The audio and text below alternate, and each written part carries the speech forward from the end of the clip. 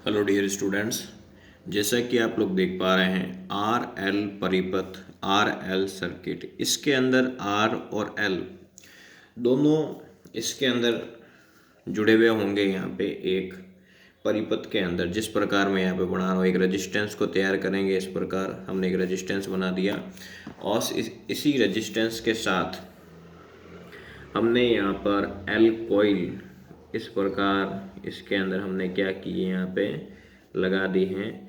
और इसी के सीरीज के अंदर या श्रेणी क्रम में एक प्रत्यावर्ती स्रोत या अल्टरनेटिंग सोर्स को जोड़ा गया है। क्या किया गया है, यहाँ पे जोड़ा गया है। ये हो गया हमारा कैपिटल आर हो गया और ये हो गया एल, और ये क्या है हमारा वी कैपिटल आर है और ये क्या हमारा वी एल है। यहाँ तक मेरे किसी मित्र को दिक्कत नहीं होनी चाहिए। अब मान लो मुझे इसको आर एल परिपथ के अंदर यहाँ पे कुछ करना है, तो कैसे करेंगे कुछ जैसे यहाँ पे वोल्टेज की समीकरण देखें तो हम शुरू से देखते आ रहे हैं ई नॉट साइन ओमेगा टी होता है। अब हम बात करेंगे किरचॉफ के नियम से। किसके नियम से? किरचॉफ के नियम से। किरचॉफ का जो नियम है दोस्तों, वो किरचॉफ का नियम है जो दोस्तों वो क्या कहता है, सिग्मा वी इक्वल 0, तो E plus V R L परिपथ है तो हम कहेंगे आर एल सर्किट इक्वल 0। आगे बात दिमाग के अंदर यहाँ पे ये आपको ध्यान रखना है। यहाँ तक मेरे किसी मित्र को दिक्कत नहीं होनी चाहिए। फिर डियर स्टूडेंट्स, इसके साथ इसका एक ग्राफ भी ड्रॉ होता है। ग्राफ यदि मैं ड्रॉ करूँ तो मान लो ये जिस प्रकार मैंने यहाँ ड्रॉ किया है, यहाँ पे ये हम वी एल कंसिडर करेंगे, इसको हमने वी आर कंसिडर किया है, ठीक है। और ये यहाँ पे करंट को शो करेगा, किसको शो करेगा? करंट को। और यहाँ कटान बिंदु से एक लाइन जाएगी जो ई को रिप्रेजेंट करेगी, किसको रिप्रेजेंट करेगी? ई को। और इसको हम इस प्रकार आपस में मिलाते हैं तो हमें एक वी एल मिलता है। क्या मिलता है यहाँ पे?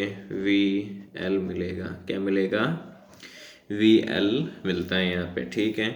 और यहाँ पे जो एंगल बनेगा वो एंगल कितना बनेगा? 5 बनेगा। कितना बनेगा यहाँ पे? 5 बनेगा यहाँ पे।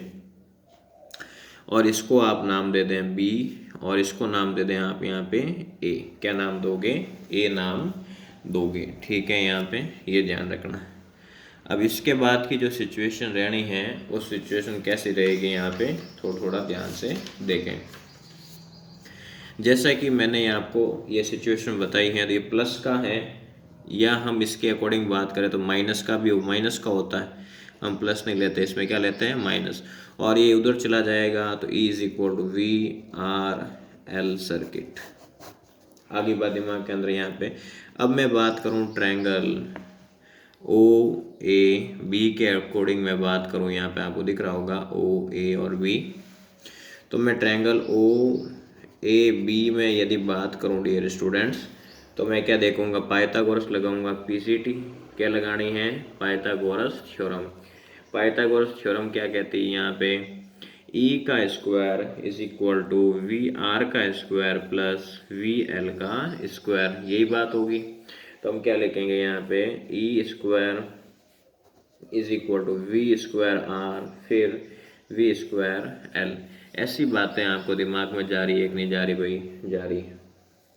अब इसके बाद डियर स्टूडेंट्स आपको क्या करना है, आपको पता है ऑलरेडी कि जो वी ऑफ आर है उसको हम आई आर लिख सकते हैं, वी एल हैं उसको हम आई एक्स एल लिख सकते हैं यहाँ पे। तो यहाँ पे पुट करें, ठीक है। तो हम क्या करेंगे यहाँ पे? E square I capital R का स्क्वायर फिर आई एक्स एल का स्क्वायर। तो मैं देखूँ यहाँ पे E square I square R square plus I square X square L.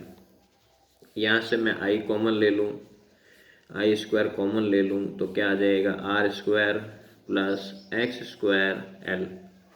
ये मल्टीप्लाई में है, कहाँ चला जाएगा? डिवाइड में। E square upon R square plus X square L.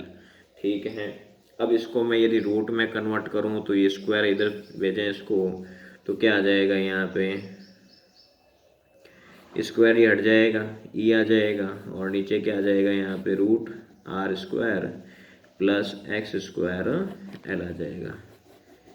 यहाँ तक मेरे किसी मित्र को दिक्कत नहीं होनी चाहिए।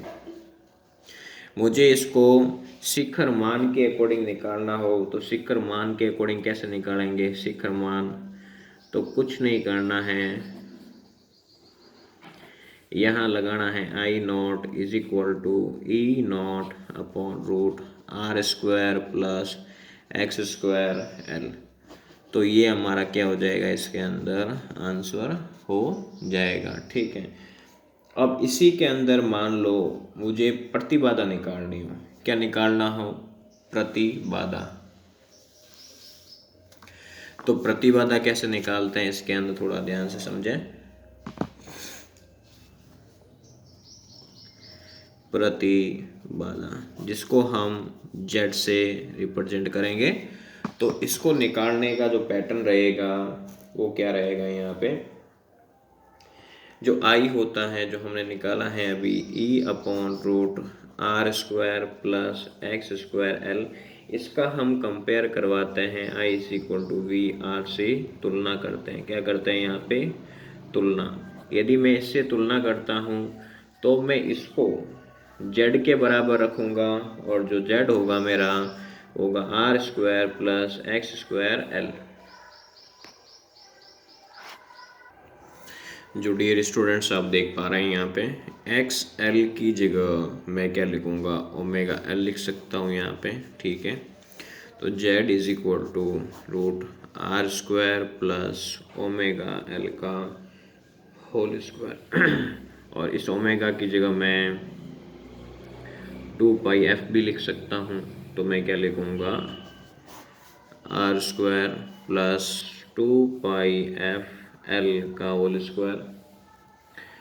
तो कैसे करेंगे इसको, आर स्क्वायर 2 का 4 pi square F square L square. यहाँ तक मेरे किसी मित्र को दिक्कत नहीं होनी चाहिए। और इसी जेड को हम किस में काम में लेंगे, यहाँ पे रेजिस्टेंस के रूप में लेंगे। यहाँ पे ओम इसका यूनिट रहेगा। मान लो मुझे इसके ऊपर यहाँ पे कला कोण निकालना हो, तो कला कोण निकालने का जो पैटर्न रहेगा वो किस प्रकार रहेगा, इसके अंदर थोड़ा देखते हैं। जैसे धारा की समीकरण, यदि मैं धारा की समीकरण देखूं तो है मेरे पास I not sine omega T minus five. मुझे क्या निकालना है, परिणामी कला कोण। क्या निकालना है, परिणामी कला कोण निकालना है। तो निकालने का तरीका वही है, ट्रायंगल ओ ए बी लेना है।